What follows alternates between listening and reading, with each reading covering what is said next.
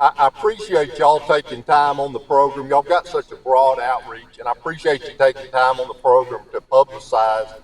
The month of April is National Distracted Driving Awareness Month. And that didn't just happen by chance. There was a precious little girl, a 9-year-old girl named Erica Forney on November 25th of 2008. It was riding her bicycle in Fort Collins, Colorado, in a bike lane doing nothing wrong. And a neighbor of hers was on a cell phone and drifted into the bike lane and hit and killed this little girl.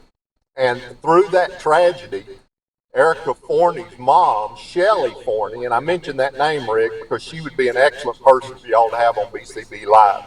But Shelly Forney took on a crusade to ensure that kind of tragedy never happened again. And she got involved at the local level, the state level in Colorado, and ultimately the U.S. Congress, and got a resolution passed designating April as National Distracted Driving Awareness Month each year. And the point about that is one person can make a difference. And that's a perfect segue into us talking about distracted driving, because every single one of your drivers, every single person listening to this program today can make a difference on distracted driving simply by saying, I'm not going to do it. I'm simply not going to participate in the activities that lead to distracted driving. And Kenny, when you talk about the things and the activities that lead to distracted driving, those encompass more than just a phone. Those encompass many things, right? I know the electronics is one thing, but distracted driving encompasses so many things while you're behind the wheel, correct? Yeah, and Dave, actually, when we think about distracted driving, so many people like to focus on the statistics of how many people die, and it's an ungodly number. 9 people every day. 650 people hurt every single day. But what I think we ought to be focusing on are the things we can do to keep these tragedies from occurring. And so we need to start thinking through what really happens to us as individuals when we're involved in distracted driving. And I want you to think about this very carefully. There's 4 ways that we get distracted. We get distracted visually when we take our eyes off the road. We get distracted from an auditory perspective when we're listening to anything other than the sounds of driving. We get distracted from a mechanical standpoint when we take our hands off the wheel. And we get distracted from a cognitive or a thinking standpoint when our focus is anywhere other than driving. So we tend to focus on the kind of activities that lead to distracted driving, like texting, messing with your GPS, eating, grooming, reading a book, all of those sorts of things. But we really need to start thinking about, what am I doing as an individual when I disengage from driving? Am I disengaging visually? Am I disengaging auditorily? Am I disengaging mechanically with my hands off the wheel? Or am I disengaging cognitively or thinking when I'm daydreaming? I have highway hypnosis. My mind's not in the game. And I think if people will start thinking about, next time I'm texting, just think about this, because texting is the big one right now.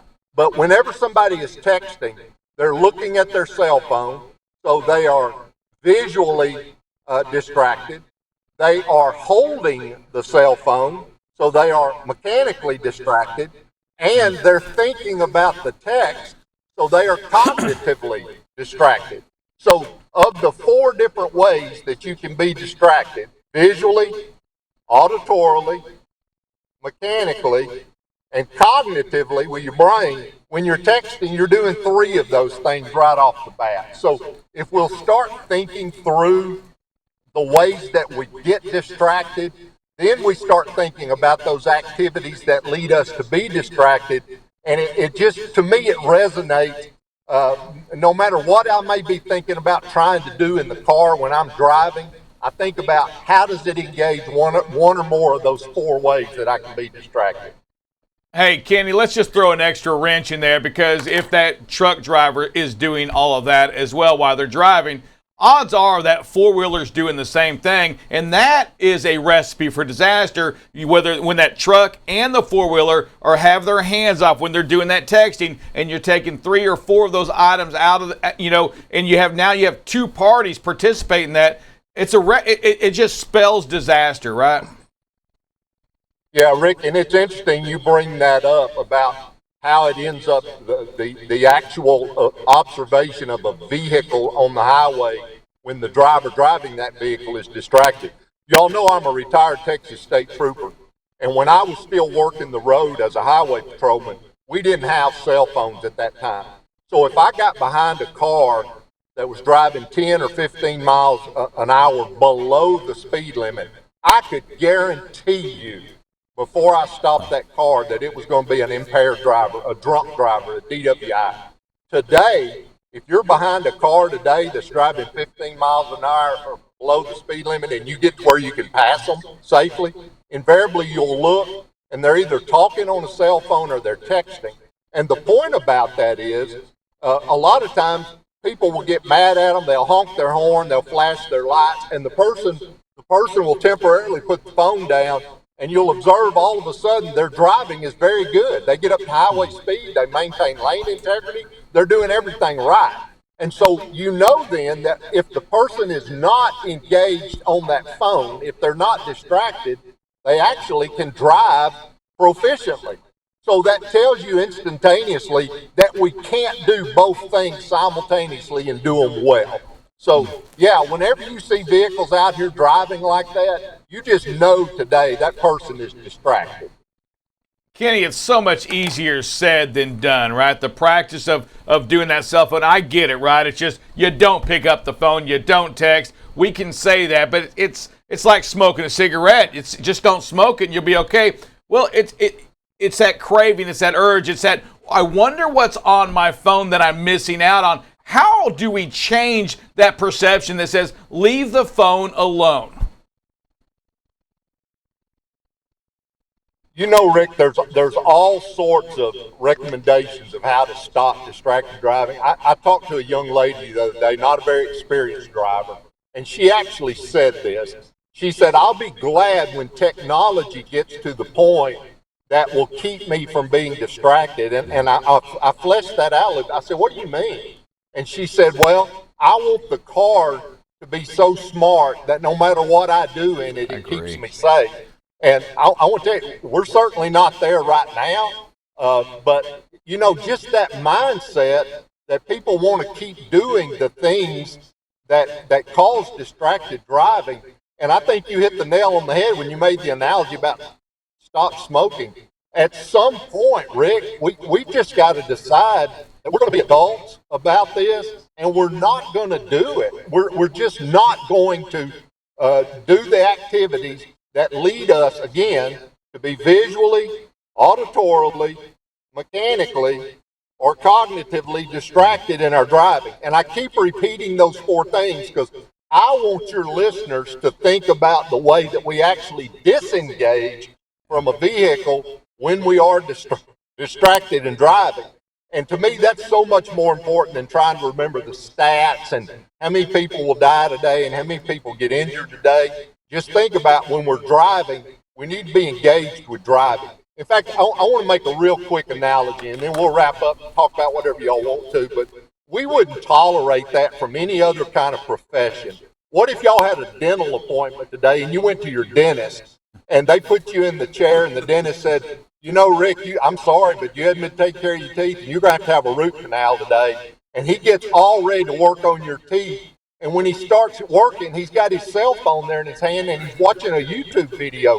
You wouldn't tolerate that. Or if you had an electrician that was at your house doing some sort of repair on the electricity in your house, and you see and he's texting and trying to work on your wires, you'd go up and say, whoa, I'm paying you to do a job. We wouldn't tolerate that. So among professional truck drivers and among people like myself and you that are on the road a lot of the time, we can't tolerate that kind of activity. So we just have to say at some point, I'm going to be mature enough that I'm not going to do it. I'm just not going to do it. Hey, Kenny, as we're in this month, in this awareness month, what activities can we participate in other than doing the right thing, but what activities can we participate in to help get the word out that this is the month? This is the month that we make it aware for everyone. Well, Dave, I've always been impressed with the way y'all will take a concept, and y'all know that adults learn a lot by repetition. And so whether it's situational awareness, whether it's whatever the topic is, y'all find a way to weave that into various conversations. So I would like to see y'all do things like this. Touch on this topic in some way every day this month during BCB Live. No matter what guest you have on, no matter what topic you're talking about, find a way to remind folks that this is Distracted Driving Awareness Month, and that we're just choosing as adult men and women not to do it. We're simply not going to do it. You have a lot of trucking safety directors that listen to your program. I would encourage those guys and gals, hey, have a dedicated time this month with a safety meeting with your drivers. Publicize things, put up posters. You can get really good materials from the National Safety Council, put them in the driver's room, put them in high visibility, high traffic areas of the terminal, and just find ways to reinforce. And again, I would love to see y'all get Shelly Forney on, Erica Forney's mom. She and I talk on the phone periodically. I've never met her in person. We've talked on the phone several times. She's a very good speaker. She goes all over the country talking about distracted driving. She would be a great resource for y'all to have on BCB Live.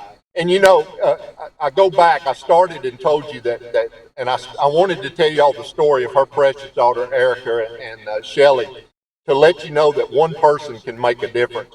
And every single listener on the program this morning can make a difference by choosing personally, I'm not going to engage in distracted driving activities, and I'm going to be on a crusade to tell other people, to instruct other people, to educate other people not to do it as well. And, you know, it goes back, we were talking about one person can make the difference. Shelly Forney took the tragedy of her daughter's death and has made a difference at even a national level. And she has dedicated herself to trying to prevent distracted driving. Now, the two of y'all know this, but most of your other listeners don't. I lost a daughter 22 years ago in a distracted driving car wreck. And I know what it's like to stand in a cemetery and bury the body of your child. My daughter was 16. She's been gone 22 years. And Rick, I'm going to tell you, it's a pain beyond imagination. I wouldn't wish it on my worst enemy. It's been 22 years, and it still seems like it was yesterday that even I, as a DPS officer, opened my door, and there were 3 state troopers standing on my porch to tell me that my daughter wasn't coming home.